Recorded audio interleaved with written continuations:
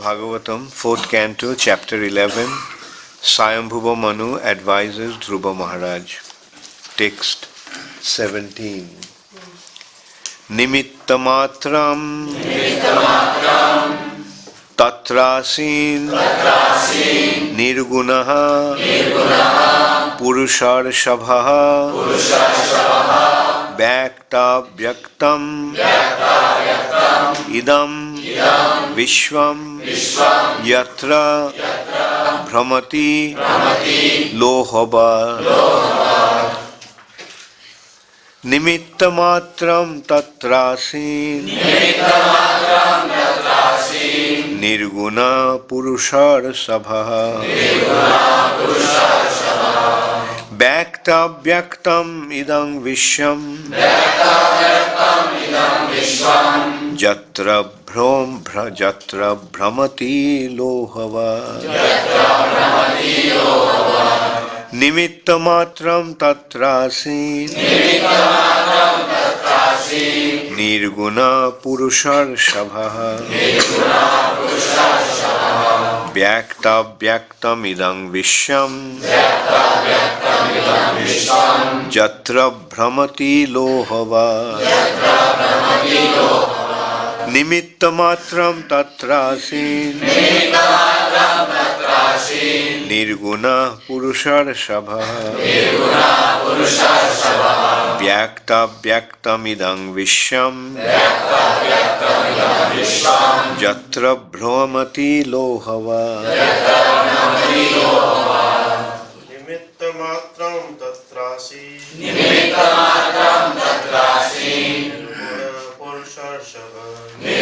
vyaktāvyaktam idam viśvam yatra bhramati lohavat nimitta-mātraṁ tatrāsīn nirguṇaḥ puruṣarṣabhaḥ vyaktāvyaktam idam viśvam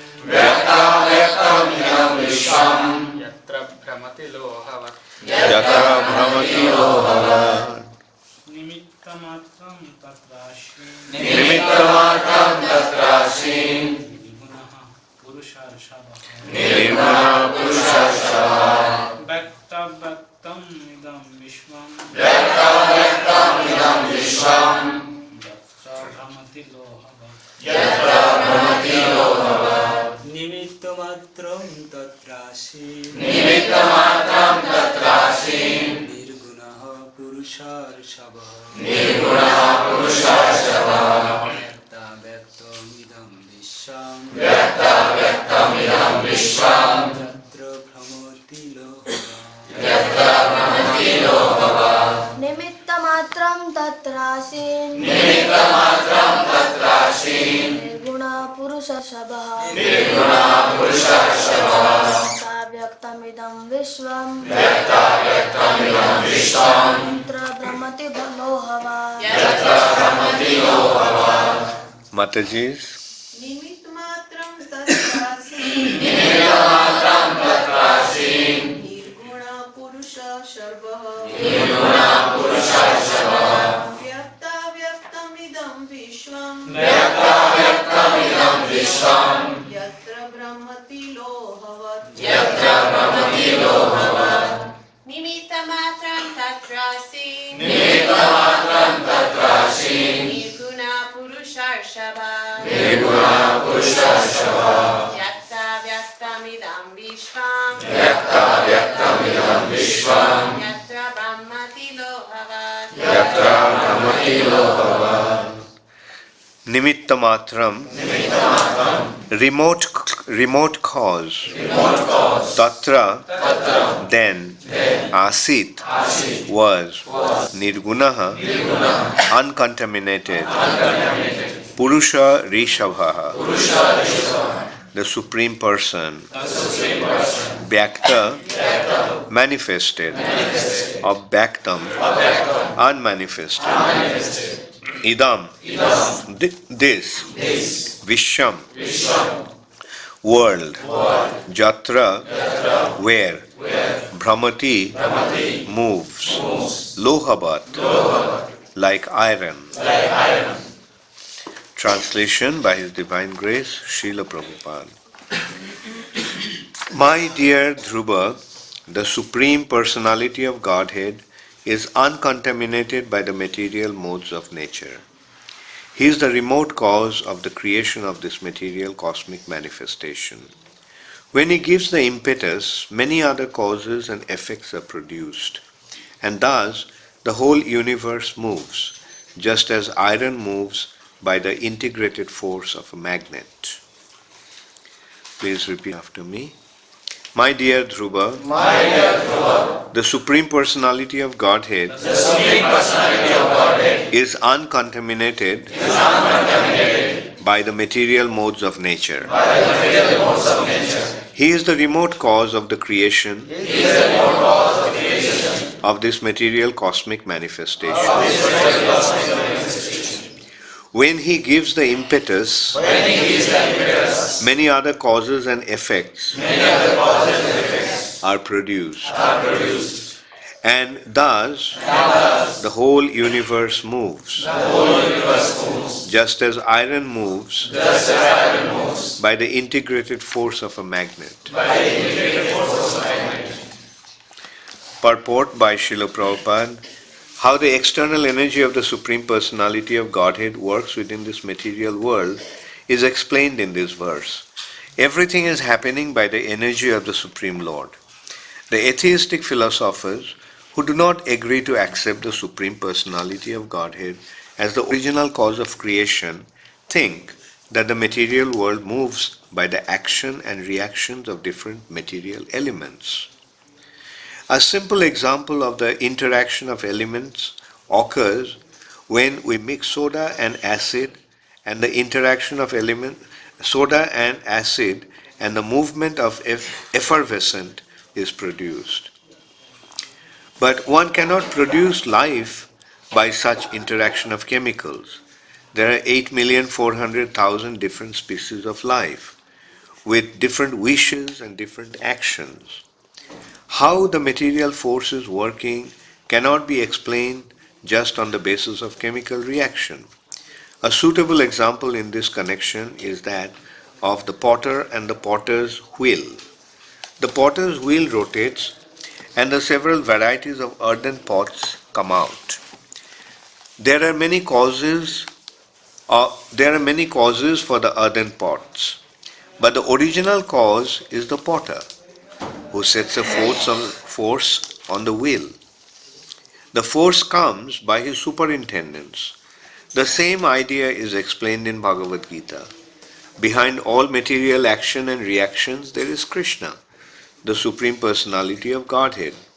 Krishna says that everything depends on his energy, and yet he is not everywhere. The pot is produced under certain conditions of actions and reactions of material energy. But the potter is not in the pot. In a similar way, the material creation is set up by the Lord, but He remains aloof, as stated in the Vedas. He simply glanced over it, and the agitation of matter immediately began. In Bhagavad Gita, it is also said that the Lord impregnates the material energy with the part and parcel jivas, and thus the different forms and different activities immediately ensue. Because of the different desires and karmic activities of the jiva soul, different types of bodies and different species are produced. In Darwin's theory, there is no acceptance of the living entity as spirit soul, and therefore his explanation of evolution is incomplete. Varieties of phenomena occur within this universe on account of the actions and reactions of the three modes of material nature. But the original creator or the cause is the Supreme Personality of Godhead, who is mentioned here as nimitta-mātraṁ, the remote cause. He simply pushes the wheel with his energy. According to the Mayavadi philosophers, the Supreme Brahman has transformed himself into many varieties of forms. But that is not the fact. He is always transcendental to the actions and reactions of the material gunas, although he is the cause of all causes. Lord Brahma says therefore in Brahma Samhita 5.1, Ishvaraha Parama Krishna Satchidananda Vigraha Anadiradir Govindaha Sarva Karana Karanam. There are many causes and effects, but the original cause is Sri Krishna.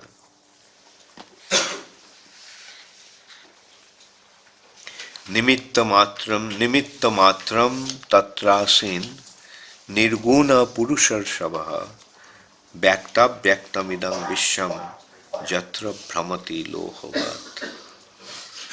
My dear Dhruva, the Supreme Personality of Godhead is uncontaminated by the material modes of nature.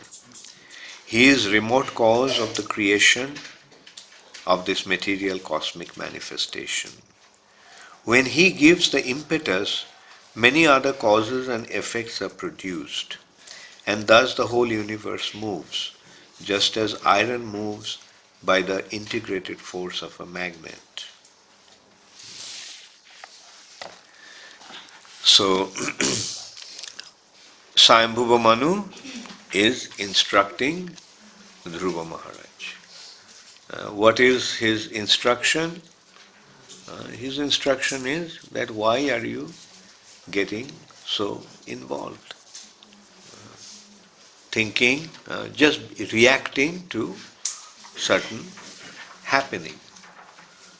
Your brother has been killed and you started to kill all the yakshas. Just consider, just for one person's death you are killing so many other living entities, so many of them. So he came to stop Dhruva Maharaj and he started to give him this advice. And his advice are so profound. We are seeing like he is explaining that everything happens by the will of the Supreme Personality of Godhead. Like nothing happens just by chance. Your brother died, there must be a cause. There are various causes. Immediate cause is his karma. When somebody dies or when something happens to somebody, it is not just an accidental phenomenon. It happens because of his immediate cause is his karmic reactions. In the material nature, everything is by the karmic reactions. And then, beyond the karmic reaction, there is the influence of the modes of material nature. And these modes of material nature are being controlled by different demigods. Mode of goodness is controlled by Vishnu. Mode of passion is controlled by Lord Brahma. And mode of ignorance is controlled by Lord Shiva. And then there are other demigods. Indra, Chandra, Varun. So for example, due to your action, you are supposed to get a lot of money. So who makes the arrangement for the money? Lakshmi Devi. Due to your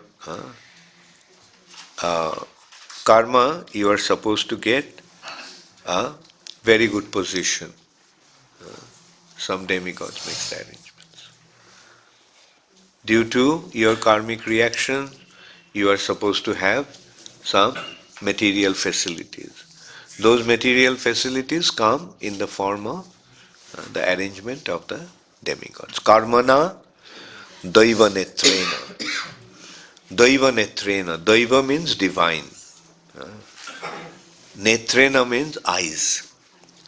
Just as we see with our eyes, the demigods see with their eyes. Their eyes, their seeing is much broader. Just like we can consider what will be the vision of an ant.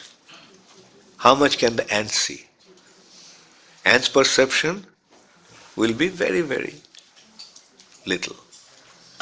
But a man's perception is much bigger, inconceivable for the ant.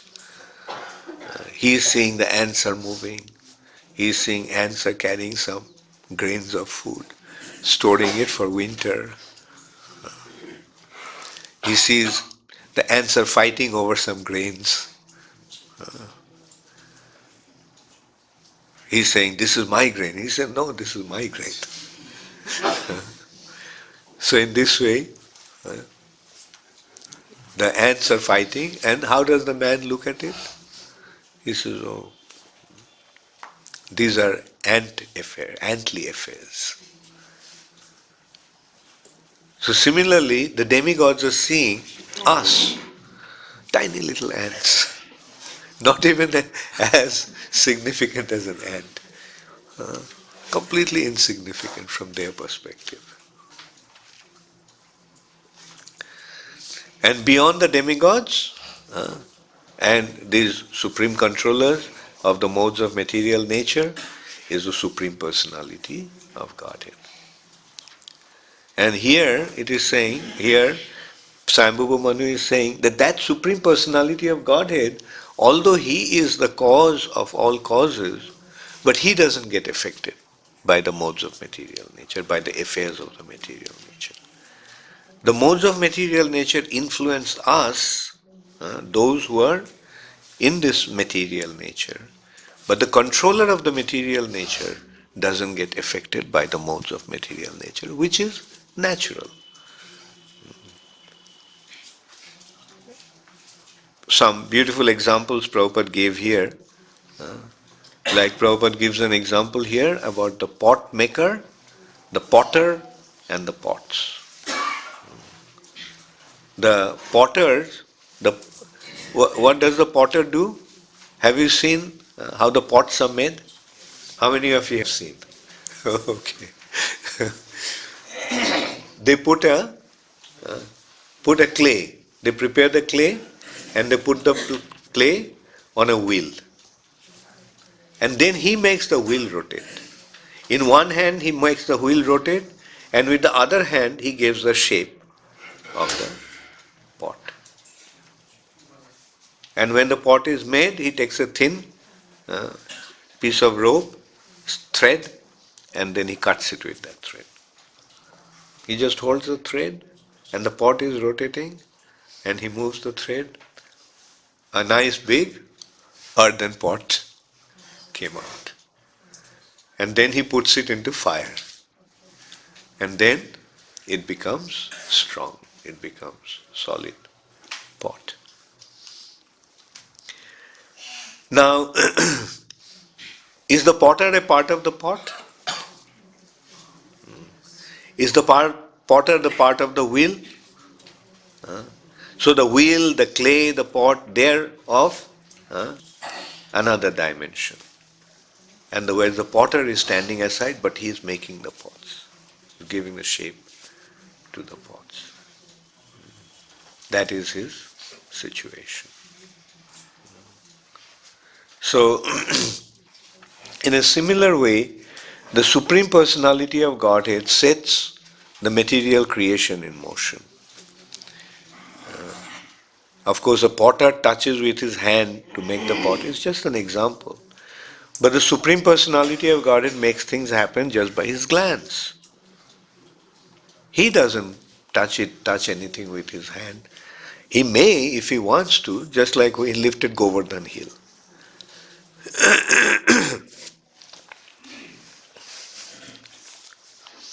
A small little hill, to lift, he lifted it with his own hand. But does he need to touch the hill with his hand? Does he need to do that? No. But it's just out of his leela, just out of his pastimes, he is doing that because he is performing a pastime as a human being, as a cowherd boy. In this Braja Leela, he is not acting like the Supreme Personality of Godhead. If he acted like the Supreme Personality of Godhead, then he would have just glanced at Govardhan Hill and said, Govardhan, get up. And immediately Govardhan would have got up and made room for the cowherd people to come and take shelter. But he is playing his pastimes. Touched his hand. Touched the hill with his hand.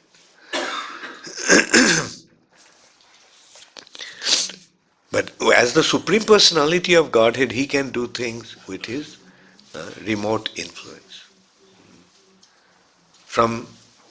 He is not here in the material nature. He glanced from the spiritual sky. He glanced from his own situation, lying in the causal ocean.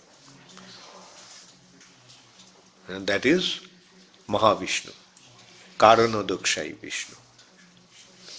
And he glanced towards the material nature, Maya, Prakriti. And as it has been described, Maya became agitated. Maya was in an inert stage. Now, due to his glance, Maya became active. That is the meaning of Maya becoming agitated by the glance of the Supreme Personality of Godhead. He glanced, saw oikshata. Ikshan means glance. And oikshata means he glanced. Saw the Supreme Personality of Godhead.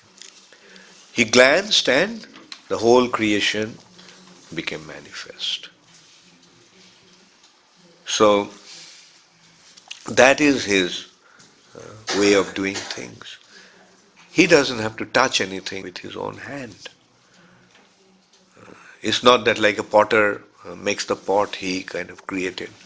This is the universe rotating in the wheel. No. Just by his glance, he makes things happen. Another example Prabhupada gave in some other places, like a prison and the king. The prison is in the kingdom of the king, but does the king get involved in the prison affairs? In the day-to-day affairs of the prison, does the king get involved? No. He made his arrangement. Okay, you are in charge of the prison house. Right?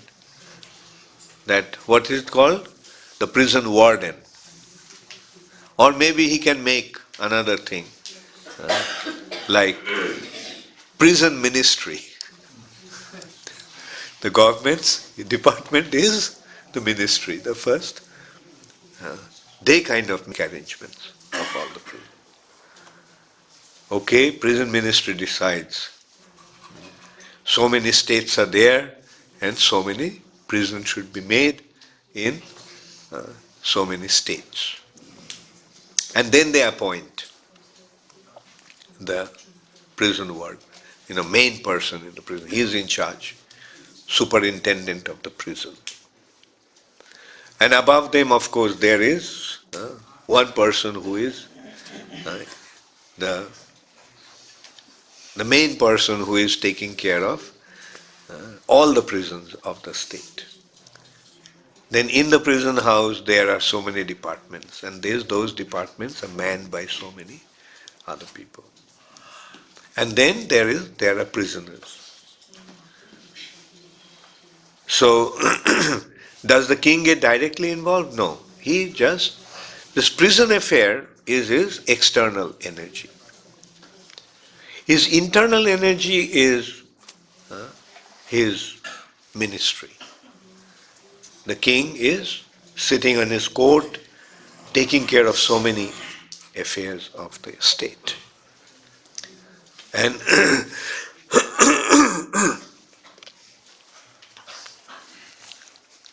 and then The ultimate consideration is his own palace. His palace again is different from the court. In the court, he takes care of the management. But when he goes to the palace, does the palace manage the palace affairs? No, that is the affair of the queen. The real boss. The household affairs are controlled by the wife. The husband doesn't get involved in that. And so similarly, there is material nature. What is the material nature? The material nature is the prison house. What is the royal affairs of the king? Vaikuntha. The King of Kings, the Supreme Personality of Godhead. And what is the palace of the king? The Andar Mahal? Golok, Vrindavan. And there the king is not the controller. Radharani is the controller. So in this way we can see how the Supreme Personality of Godhead has his way of doing things. Now material affair, he is not interested. He just glanced and set it in motion, and now the different demigods are controlling that. And then ultimately Mahamaya, material nature, personification of the material nature. And then he is taking care of all the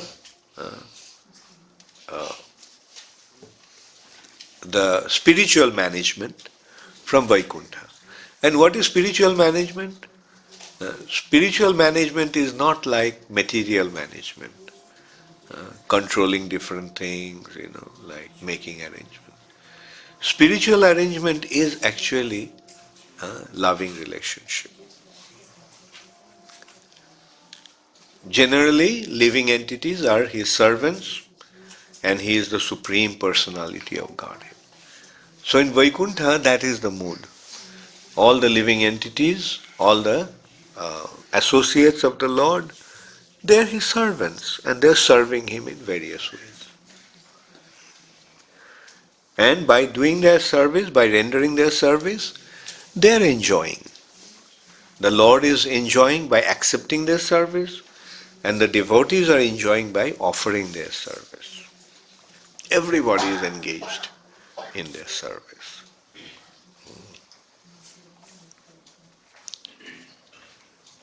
And when he goes to his Andar Mahal, when he goes to Golok Vrindavan, there that loving exchange is even more intense. It's not like servant and master loving relationship.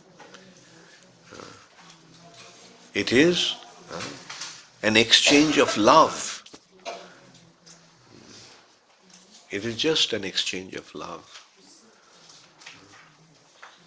And in that loving relationship, his position as the Supreme Personality of Godhead is not so prominent. Like the king, when he goes to his palace and he deals with his wife, does the wife deal with him like a king, like he is the king? The wife deals with him like, you are my husband. His children, do they deal with him like a king? The children deal with him like their father. So this is how in the spiritual sky different living entities are interacting with the Supreme Personality of Godhead. There somebody is like that is also another there in now leads to another consideration. This palace is actually not Vrindavan. The palace is Dwarka. There he has his queens. There he has his children. And they are dealing with him in a certain way. But even beyond that, there is another region where the king is not seen as the king.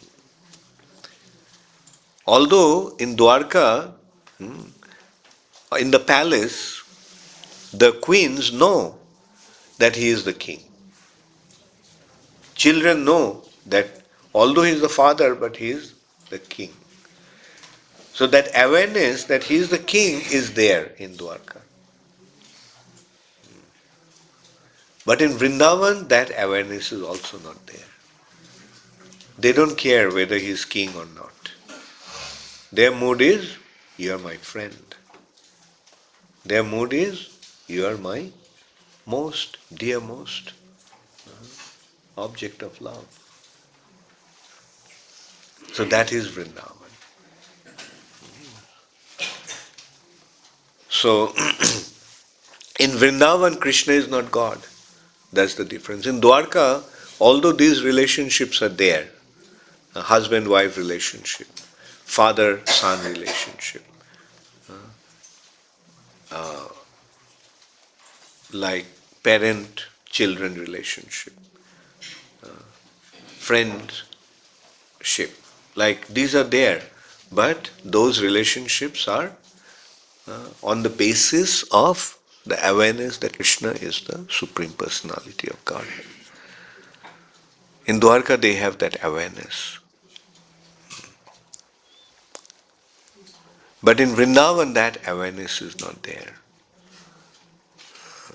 They don't consider that he is the Supreme Personality of Godhead. Their consideration is that you are the dearmost object of our love.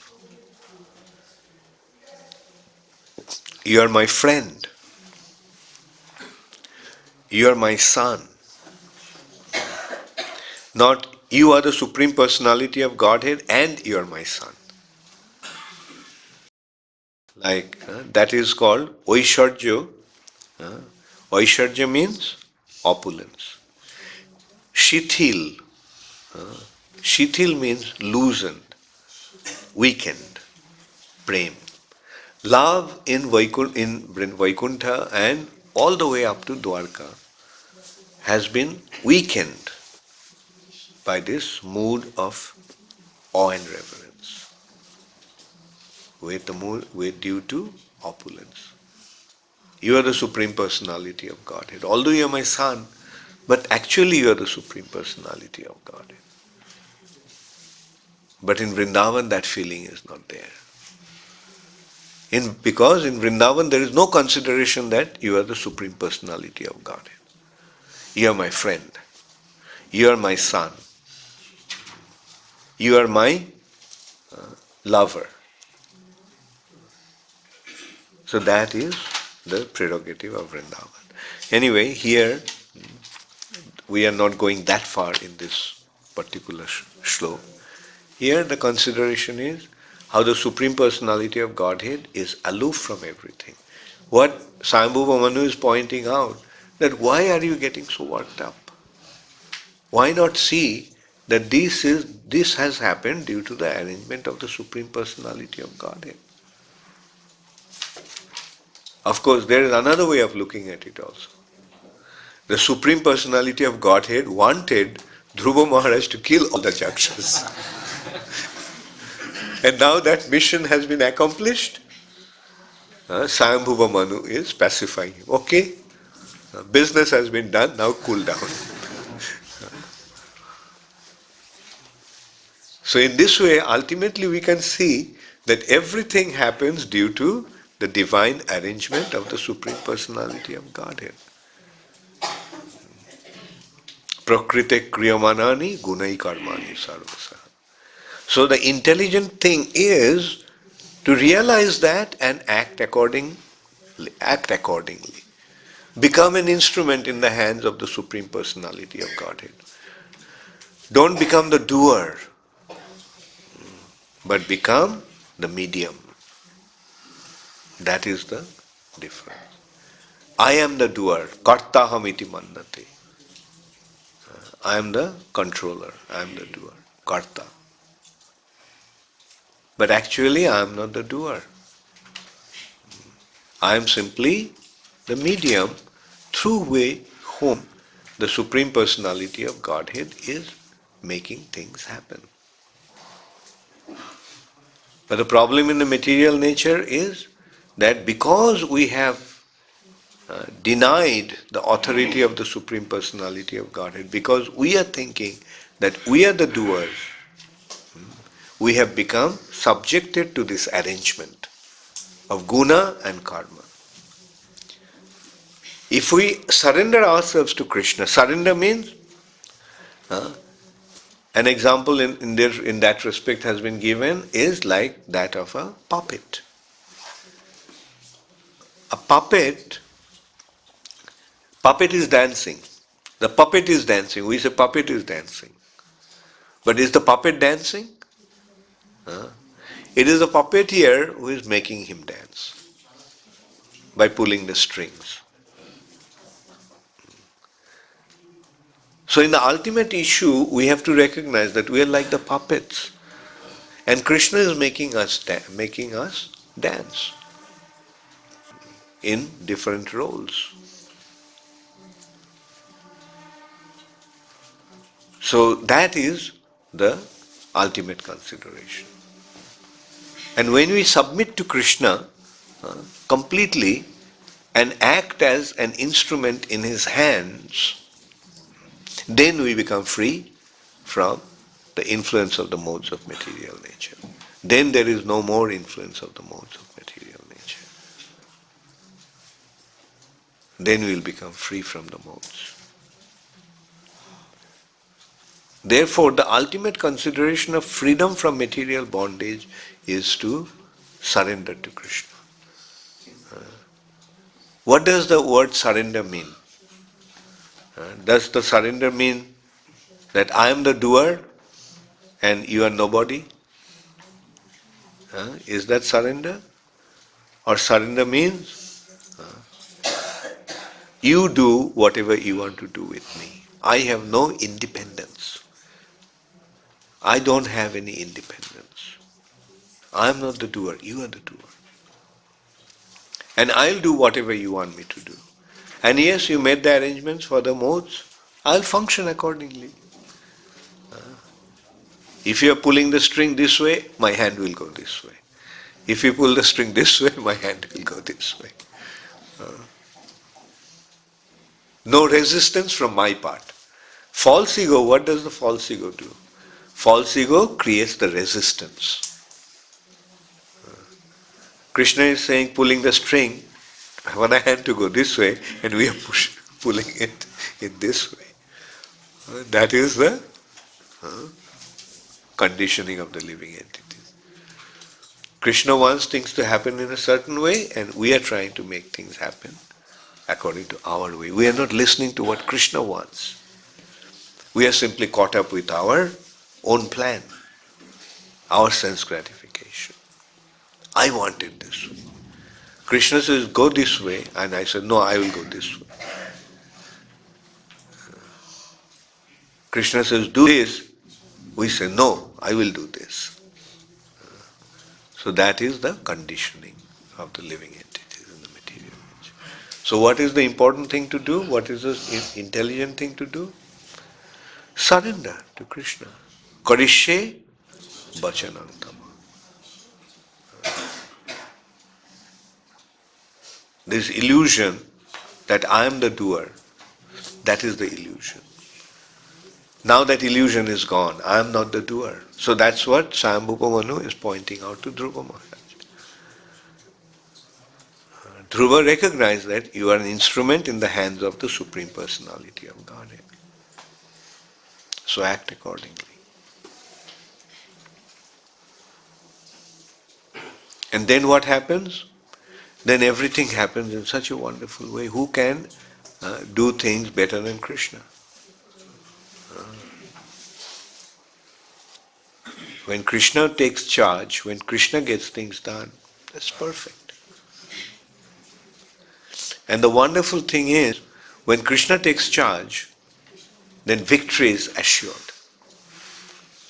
We'll win. At the end, Krishna will win.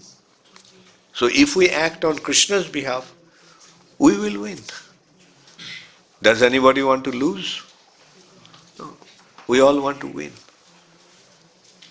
Now, there may be some immediate opposition. There is some apparent defeat. But that doesn't matter. The ultimate victory is the consideration. What's the point in winning for 5 minutes? But then being attacked and losing. So ultimate victory is what really matters. And that ultimate victory will be there when we act on behalf of Krishna, because Krishna will ultimately make all the arrangements. Like we can see, the Pandavas have gone through so many difficulties. So many difficulties.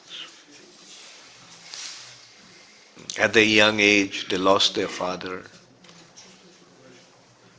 Then they were brought up to the palace. They were treated so badly. Duryodhana tried to kill them even as little children. Their wife was insulted so badly. So these were happening. But ultimately what happened? Who won? Pandavas won.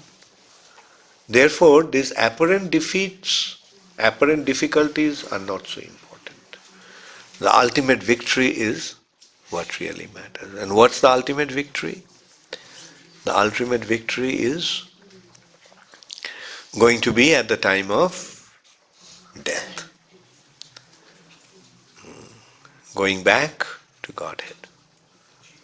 Whatever happens to us in this, when we are alive in this material nature, is only secondary consideration.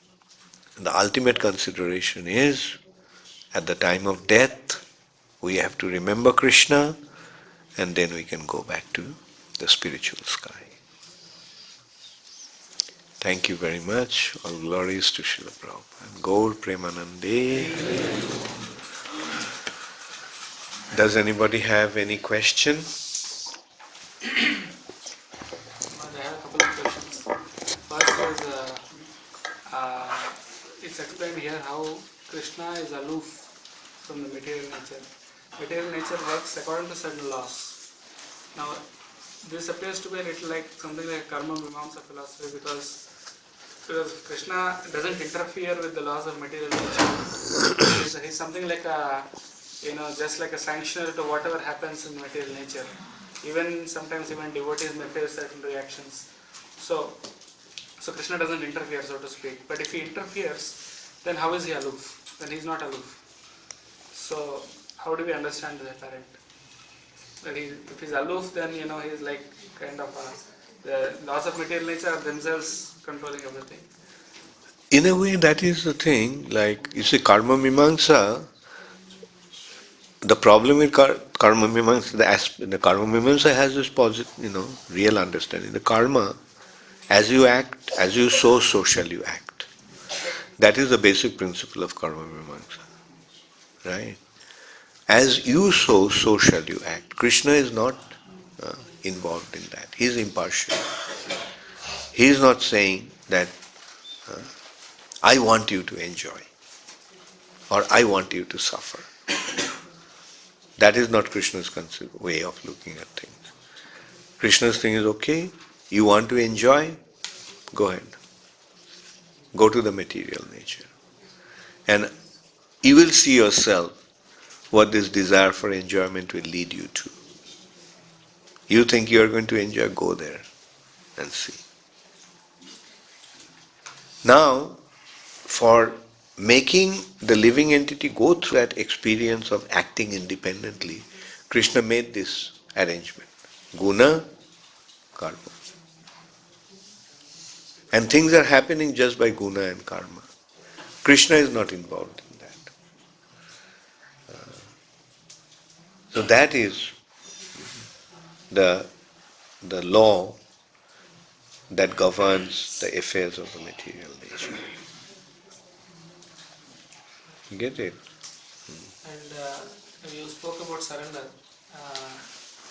The thing is to want to do what Krishna wills or to accept Krishna's will.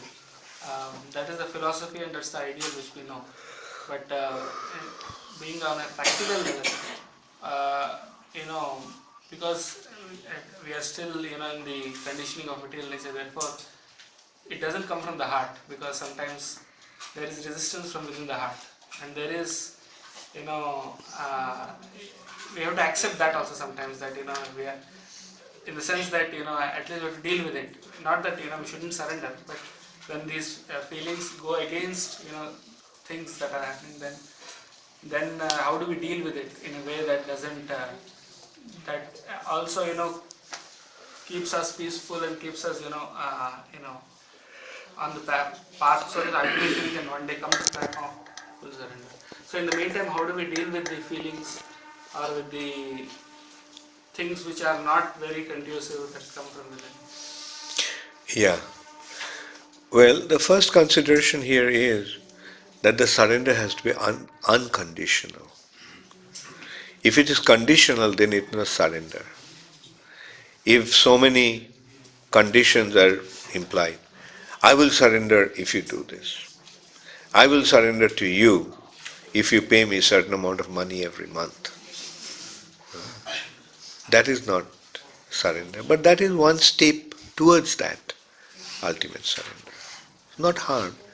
After all, you are surrendering to Krishna, even though conditionally. But when through this surrender you realize that how you are actually benefiting, right? Then that becomes unconditional. You get the point? Like initially there may be, I want this condition to be fulfilled, I want that condition to be fulfilled. Or Krishna give me this. Like it is also a kind of surrender I'm asking to Krishna. It's some sort of surrender. But this is conditional surrender. The unconditional surrender is no matter what, whether I enjoy or suffer, whether I get anything or not, I will surrender unto you. That is the ultimate consideration of unconditional surrender. But this unconditional surrender also is not blind. Like blind in the sense, you see, man or a living entity doesn't do anything without being motivated. The motivation is always the guiding factor. So this motivation, when one is motivated by seeing that by this surrender he is going to benefit no matter what, then he stops making these conditions. Krishna, when he sees, just like when you go to a distant person and make surrender to him, then you make conditions because you don't trust him. You say that, well, I'll do it for you, but sign a contract that you will do this. I'll do this job and you'll pay me so much money. Signing a contract. But when you recognize that this person is your real well-wisher, then you don't feel like writing a contract. When you see that this person is your dearest friend, when you're dealing with your friend, do you write a contract? Sign a contract? No. So that is the meaning of being surrender being unconditional. No more mistrust, complete faith, complete trust. That you are my supreme well-wisher. Okay. Thank you for a wonderful class. I had two questions. The first question is that in this series of verses, Manu told many teachings to Dhruva Maharaj, and he told that a devotee should behave exemplary also. So, like Lord Chaitanya Mahaprabhu also says this, that dharma sansthapan hetu sadhu vyavahar. So, what are the basic tenets of good behavior? Lord Chaitanya said what? That regarding Madhavendra, he told once that dharma sansthapan hetu sadhu vyavahar. Okay. So, what are the basic tenets of good behavior for which a devotee should aspire? The thing is, first consideration is that it should be based on devotion to Krishna. That is the main consideration. When you act due to your attachment and love for Krishna, that is the perfect Vaishnava behavior. Right?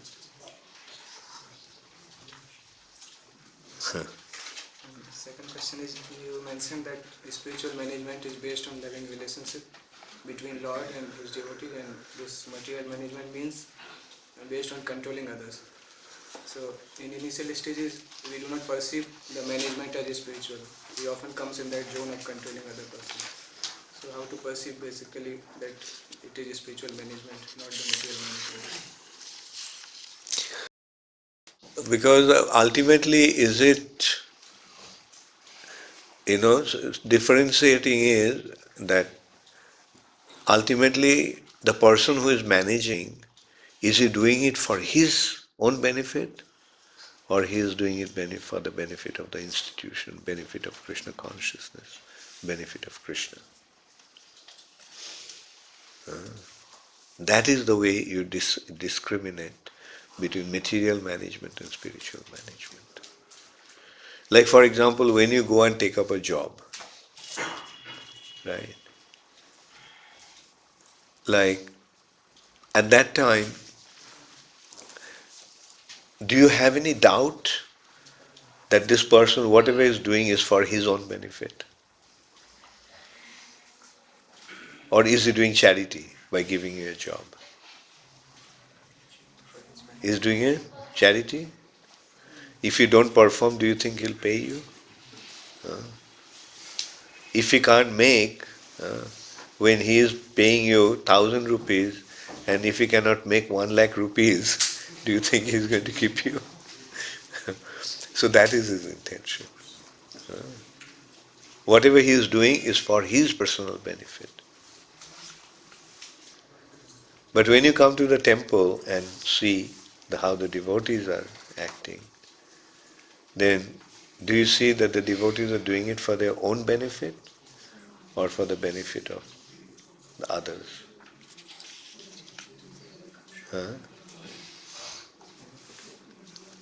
So that is what makes the difference. That is what makes it spiritual.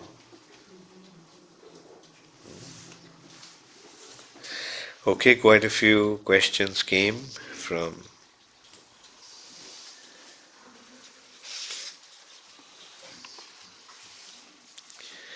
Okay, the first one, Skandarpa Sundari Dasi. Hare Krishna Guru Maharaj, please accept my humble obeisances. We can't wait to see you in Sydney.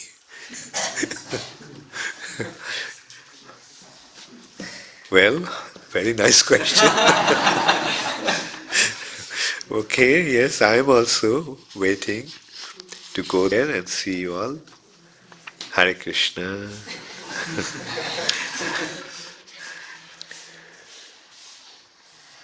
Next one, Hare Krishna Guru Maharaj, please accept my humble obeisances.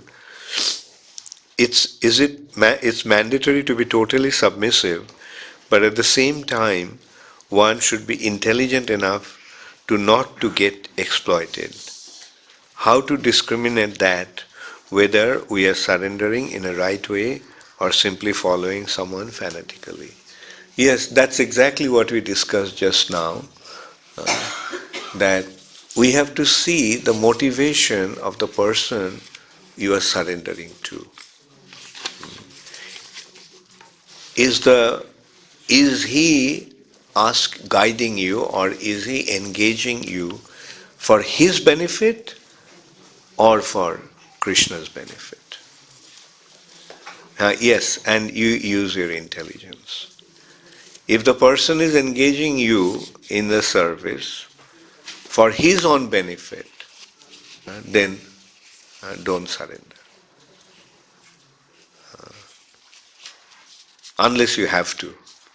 Like when you get a job, like although you know that he is exploiting you, but you allow yourself to be exploited because you need money. So they are taking advantage of it and exploiting you. But if a devotee does that, then don't allow it to happen.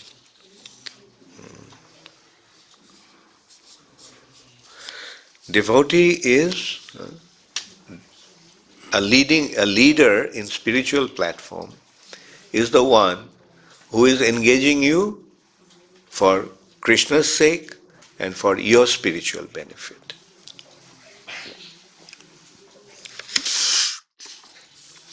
How does three modes of material nature give liberation? Your humble servant Ramananda Kanai Das. Then, okay, there are two questions. Another one is Dayalu Bithov. How can we remove this enjoyable tendency? How can we get rid of the tendency to enjoy? Okay, the first one is how three modes of material nature give liberation. Three modes of material nature doesn't give you liberation. Their business is to tie you down here. So, gunas, rope. These ropes are meant to tie you down. What gives you liberation is surrender to Krishna. When you surrender to Krishna, then these shackles automatically fall off. And you become free. Material modes will never give you liberation. Especially when you are in mode of ignorance or passion. Goodness is the only thing that leads you out of this cycle of material engagement, material involvement. Allows you to stand aside. And then only you can become situated in pure devotional service. Tada rajastamo bhava kama lobhodayaschaji. Rajogun, tamogun is simply tying you down to the material nature. Cheto etoir anabiddham sthitam shatte prasidati. When the consciousness becomes influenced by, when one becomes situated in sthitam shatte, becomes situated in the mode of goodness, then only he can consider becoming free from this bondage of this material nature.